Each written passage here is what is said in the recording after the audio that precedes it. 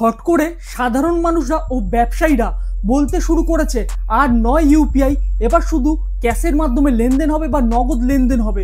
No UPI, only cash. হট করে সবাই এই কথা কেন বলতে শুরু করেছে? এবং ব্যবসায়ীরা তাদের দোকানের সামনে থেকে তো কিউআর কোডকে সম্পূর্ণভাবে সরিয়ে দিচ্ছে, দিয়ে সেখানে একটা বোর্ড লাগিয়ে দিচ্ছে নো ইউপিআই, অনলি ক্যাশ।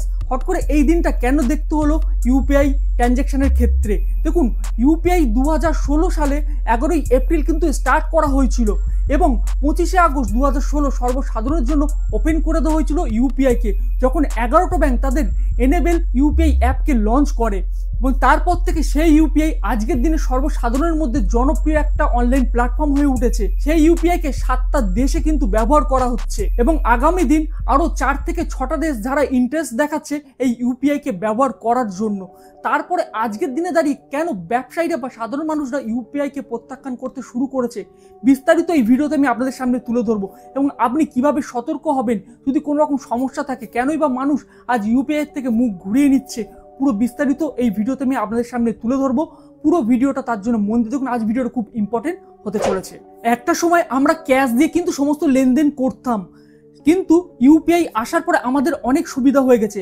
আমরা আগে কোনো বাজারঘাট করতে গেলে, কোনো দোকানে কিছু কিনতে গেলে ক্যাশ নিয়ে যেতাম এবং সেক্ষেত্রে আমাদের কিন্তু অনেক টাকা সঙ্গে করে নগদ টাকা ক্যারি করতে হতো। এবং সব থেকে বড় সমস্যা ছিল কিন্তু খুচরোর সমস্যা। দোকানে গিয়ে যদি অল্প কিছু টাকার মালপত্র নেওয়া হতো, সেখানে কিন্তু বলা হতো খুচরো দিন, নাহলে কিন্তু অসুবিধা হচ্ছে বা খুচরোর একটা বড় ক্রাইসিস দেখা গেছিল। আর ইউপিআই আসার পরে এই সমস্যা কিন্তু অনেকটাই সমাধান আমাদের সামনে কিন্তু চলে এসছে। বিশেষ করে অনেক সাধারণ মানুষরা আছে যারা কিন্তু কার্ড কোনো রকম ব্যবহার করেন না, বা আইএমপিএস, এনইএফটি বা আরটিজিএস এর মতো সুবিধা তাদের কাছে কিন্তু এখনো পর্যন্ত পৌঁছায়নি। এবং অনেক গ্রামে অঞ্চলের দিকে বা প্রত্যন্ত গ্রামের দিকে সেখানে কিন্তু এখনো এই ধরনের কিন্তু অপশন তাদের হাতে পৌঁছায়নি যে তারা কার্ডের মাধ্যমে তারা কোনো লেনদেন করবে। আর কার্ডের মাধ্যমে লেনদেন করতে গেলে আপনারা জানেন একটা কার্ড পেতে গেলে অনেক কিছু ক্রাইটেরিয়া কিন্তু সম্পূর্ণ করতে, তবে কিন্তু একটা ডেবিট কার্ড বা ক্রেডিট কার্ড কিন্তু পাওয়া যায়। অথবা আপনি আইএমপিএস বলুন, আরটিজিএস, এর মধ্যে অনেকটা সমস্যা আছে এবং অনেক কিন্তু দেরি হয় এই ধরনের ট্রানজ্যাকশন করতে গেলে। কিন্তু ইউপিআই এত একটা সহজ মাধ্যম, যার ফলে মানুষের কাছে কিন্তু অনেক সুবিধাদায়ক এটা হয়ে উঠেছে। আর বিশেষ করে গভর্নমেন্টের উদ্দেশ্য ছিল যে ক্যাশলেসকে বেশি করে কিন্তু প্রমোট করা, মানুষের মধ্যে অনলাইনের উপর কিন্তু বেশি যাতে ফোকাস করে ট্রানজ্যাকশনের ক্ষেত্রে, সেটা অবশ্যই বেশি করে ইনসিওর করা। এবং মানুষ যাতে 24 ঘন্টা কোনো রকম সমস্যা ছাড়া আরামসে কিন্তু সব রকম ট্রানজ্যাকশন করতে পারে, কারোকে টাকা পাঠানো থেকে শুরু করে রিচার্জ করা থেকে শুরু করে যে কোনো লেনদেন, কেনাকাটি থেকে শুরু করে সব ক্ষেত্রে কিন্তু ইউপিআই কে ব্যবহার করে মানুষের আরও লেনদেন করার সুবিধাকে অনেক আরও বেশি প্রায়োরিটি দেওয়া যায়। সেই জন্য কিন্তু ইউপিআইকে লঞ্চ করা হয়েছিল। আর এখন সেই ইউপিআই মানুষের কিন্তু বিপদের কারণ হতে চলেছে। আপনারা জানেন, আগে আমরা যখন প্রথম ইউপিআইকে ব্যবহার করতাম, ইনফ্যাক্ট মোবাইলের রিচার্জের ক্ষেত্রে আপনারা দেখেছি সেখানে কিন্তু কোনো রকম চার্জ লাগতো না।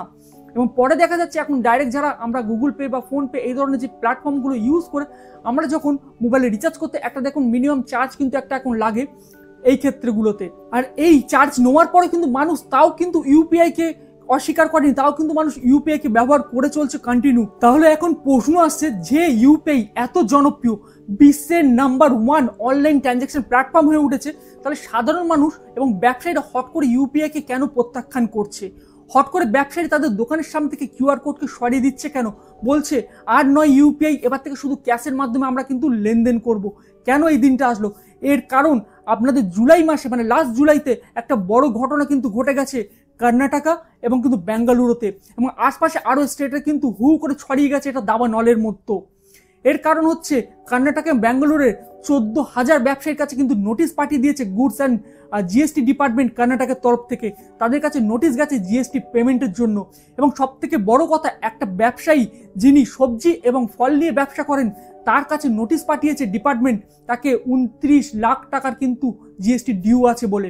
এবং ভাবতে পারছেন টোটাল 1,63,00,000 টাকা সে ট্রানজ্যাকশন করেছে লাস্ট 4 বছর ধরে। আর সেই কারণেই তার কাছে কিন্তু নোটিশ চলে এসছে 29 লাখ টাকা তাকে কিন্তু পেমেন্ট করতে হবে ডিপার্টমেন্টকে, না হলে কিন্তু তার বিরুদ্ধে লিগ্যাল অ্যাকশনও কিন্তু নিতে পারে জিএসটি ডিপার্টমেন্ট। অবশ্যই এই কারণের কিন্তু সমস্ত ব্যবসায়ীরা ভীত হয়ে গেছে এবং সবাই কিন্তু ভয় পেয়ে গিয়ে তারা কিন্তু সমস্ত রকম ইউপিআই ট্রানজ্যাকশনকে তাকে অ্যাভয়েড করতে শুরু করেছে। তার দোকানের সামনে থেকে কিউআর কোডকে সরিয়ে দিয়ে তারা বোর্ড টাঙিয়ে দিয়েছে নো ইউপিআই, অনলি ক্যাশ তারা লেনদেন করবে।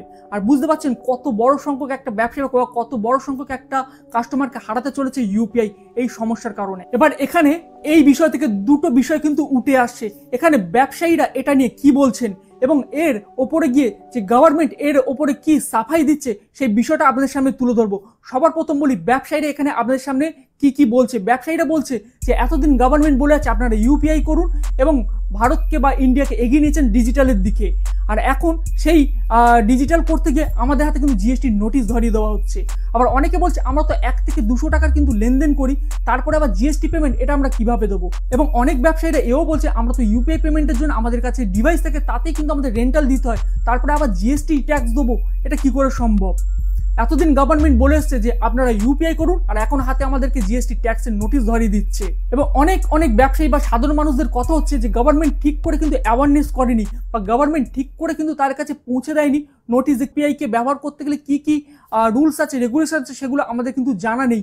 এবং তারপরে এতদিন কিছু না জানার পরে হট করে আমাদের হাতে নোটিশ ধরিয়েছে যে আপনাদেরকে জিএসটি ভরতে হবে। এটা কেমন ধরনের বিচার হচ্ছে। তো এই বিষয়গুলো নানান রকম কিন্তু উঠে আসে সাধারণ মানুষ এবং ব্যবসায়ীদের তরফ থেকে। এবার দেখে নেওয়া যাক গভর্নমেন্ট এখানে কি বলছে এবং goods and service department GST বা ট্যাক্স যারা কালেক্ট করে সেই ডিপার্টমেন্টের তরফ থেকে কি বলা হচ্ছে।